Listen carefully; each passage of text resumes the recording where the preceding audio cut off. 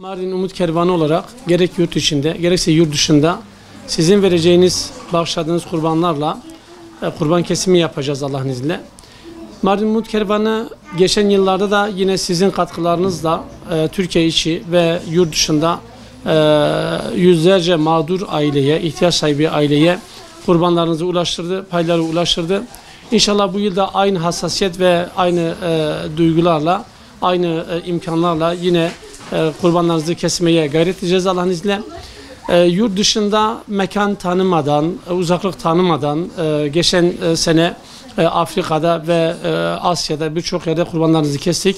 Bu yıl özellikle Afganistan'da yaşanan deprem ve oradaki büyük mağduriyetlerin neticesi sonucunda Afganistan'da da kurban kesimimiz olacak Rabbimin izniyle.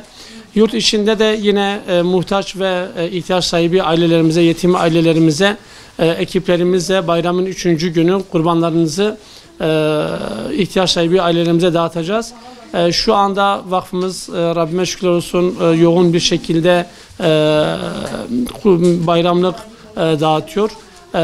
Sizin katkılarınız ve sizin yardımlarınızla yapılan bu çalışmaların devamı yine hayırseverlerimizin bize yapacağı bağışlarla çok daha güzel yerlere ulaşacak diye temennilerde bulunuyoruz.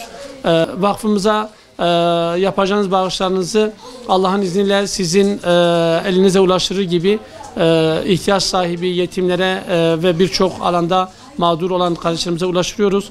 Bu konuda desteklerinizi ve katkılarınızı bekliyoruz. Çağrımızı kurban anlamında yine yineliyoruz. Bağışlarınızı yaparsanız Rabbimin izniyle onları gerek Afrika'da, gerek Asya'da, gerek Afganistan'da, gerekse yurt içinde onları ihtiyaç sahibi insanlara ulaştıracağız. Allah sizlerden razı olsun. Teşekkür ediyoruz. Allah'a emanet olun.